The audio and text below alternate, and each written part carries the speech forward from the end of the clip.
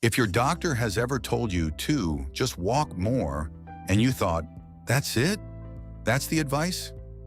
I want you to stay with me for the next few minutes, because walking isn't the consolation prize for people who can't do real exercise. For anyone over 60, it may actually be the single most important thing you can do for your health. And I'm not saying that to be motivational. I'm saying it because the science is genuinely surprising, and most people never hear it explained properly. Welcome back.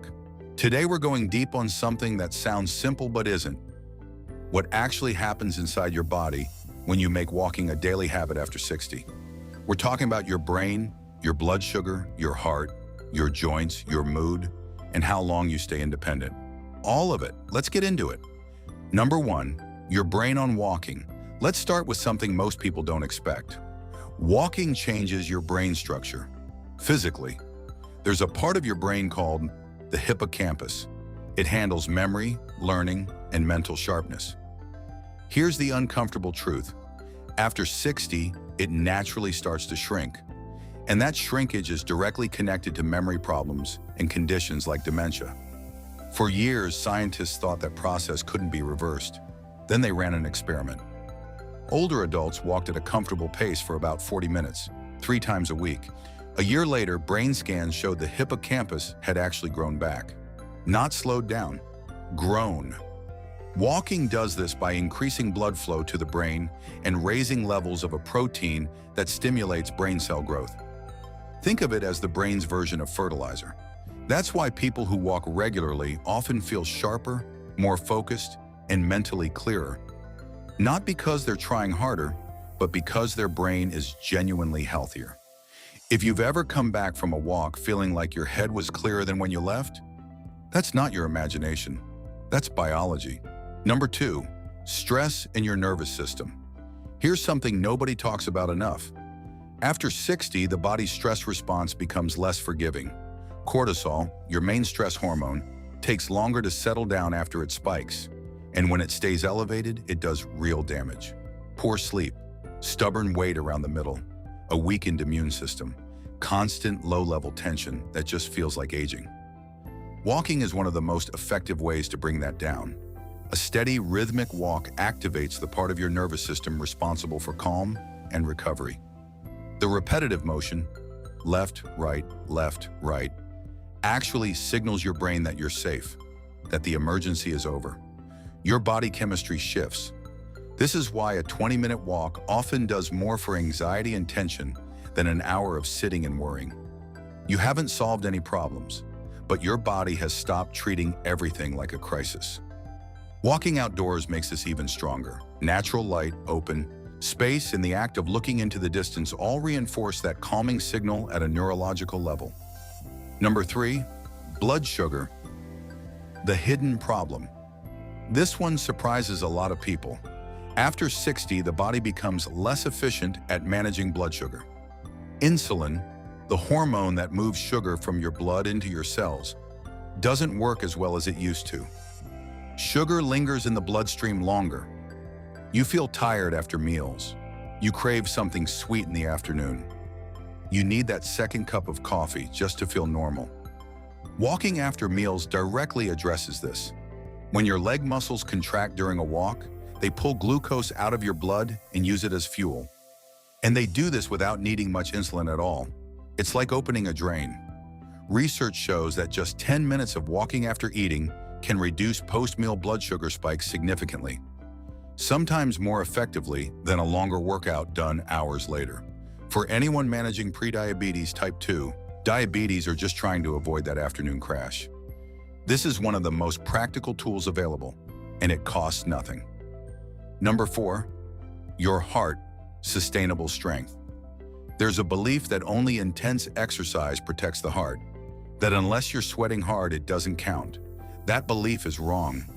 Large studies tracking thousands of people over years have found that when calorie use is matched, walking offers heart benefits comparable to running. Lower blood pressure, better cholesterol balance, stronger circulation, reduced risk of heart attack and stroke. The difference is that walking does all of this without hammering your joints, spiking cortisol, or pushing your body into a stress state. For people over 60, that distinction matters enormously. Consistency beats intensity every single time. A 25-minute walk 5 days a week does more for your heart over a year than a handful of intense gym sessions followed by weeks on the couch. Number 5, energy from the inside out. If you find yourself tired even after a full night of sleep, the problem often isn't how much rest you're getting. It's how well your cells are producing energy. Inside every cell are structures called mitochondria. They're your body's power generators. As we age, mitochondria become less efficient, and some stop working properly altogether. The result isn't just tiredness. It's that heavy, flat feeling where even small tasks feel like more than they should. Walking stimulates the body to create new, healthy mitochondria and helps clear out the damaged ones. Unlike intense exercise that temporarily spikes stress hormones, walking improves energy production steadily and gently. People who walk regularly describe it as a different kind of energy, not wired, not caffeinated, just quietly capable. That's the difference between borrowing energy and actually generating it. Number 6, joints, posture, and staying mobile. Here's something that goes against what many people believe. Walking doesn't wear out your joints, it feeds them.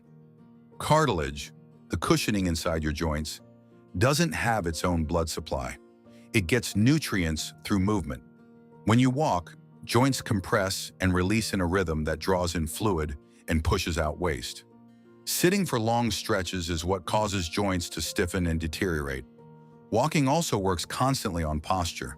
Every step you take upright is a repetition against the forward slouch that screens and chairs encourage. Over time, consistent walking helps realign the spine, reduce back pain, and improve balance. And balance matters more than most people realize. Falls are one of the leading causes of serious injury in people over 60. Walking regularly, especially on varied terrain, trains the small, stabilizing muscles and keeps the inner ear and nervous system calibrated. It's one of the best fall prevention habits you can build. Number 7, mood, motivation, and mental health. Walking changes your brain chemistry in ways that antidepressants try to replicate. Serotonin goes up, endorphins are released, cortisol and adrenaline come down. And when done consistently, walking is associated in multiple large studies with meaningful reductions in anxiety and depression, not as a distraction from how you're feeling, but as a biological shift in the conditions that create those feelings. This matters especially after 60, when life transitions, retirement, loss, changing roles, health concerns, can quietly erode mental well-being. Walking doesn't fix those things, but it consistently changes how the brain handles them. Number 8, the long game, staying independent. This might be the most important section of all. The goal after 60 isn't just to live longer, it's to live well for longer, to get out of a chair without help at 80, to carry your groceries at 75, to travel, play with grandchildren, do the things that make life worth living, without your body being the thing that stops you. Researchers call this your health span, and walking is one of the most powerful things you can do to extend it. Here's why. As we age, what usually fails isn't one thing, it's disconnection. Muscles weaken, balance declines, reflexes slow, confidence drops. People start moving less, which speeds the decline further. Walking interrupts that spiral. It preserves leg strength, maintains balance, keeps bones denser through the weight-bearing impact, keeps the brain engaged through coordination and awareness. And because it's sustainable, unlike most exercise programs, people actually keep doing it. Long-term walkers don't just live longer, they stay sharper, more mobile, and more independent deep into later life. Number 9, consistency is the whole secret. Here's what almost no one explains properly. The benefits of walking don't come from any single walk. They don't come from hitting 10,000 steps or walking at a certain speed. They come from repetition. Your body adapts to what it experiences regularly. When something happens once, the body treats it as an accident. When something happens consistently, the body treats it as a signal and starts building around it. Walk most days and your muscles stay primed. Your blood sugar control improves because glucose is being used on a schedule. Your stress hormones settle because your nervous system learns it's not always in danger. Your joints stay mobile because they're being moved through their full range regularly. A 15-minute walk 5 days a week will do more for your health than one long, exhausting walk on a Saturday. A short walk after dinner done consistently will reshape how your body handles food. You don't need to be fast. You don't need to be perfect. You just need to show up. Walking isn't the easy option. It's the smart one. It's the movement your body was built for, the habit that works on your heart, your brain, your blood sugar, your joints, and your mood, all at the same time, without beating you up in the process. For the next 7 days, I want you to try one thing. Pick a time, morning, after lunch, after dinner, doesn't matter, and walk for at least 15 minutes. Same time each day if you can. Don't worry about pace. Don't count steps, just move. Drop a comment below and tell me when you're going to walk. Morning, afternoon, or evening. Hold yourself to it. This community keeps each other accountable. If this gave you a new way of thinking about what walking can do, hit like. It helps more people over 60 find this information when they need it. And subscribe if you want more straightforward, science-based health content made specifically for this stage of life. No gimmicks, no extreme programs, just what actually works. See you in the next one.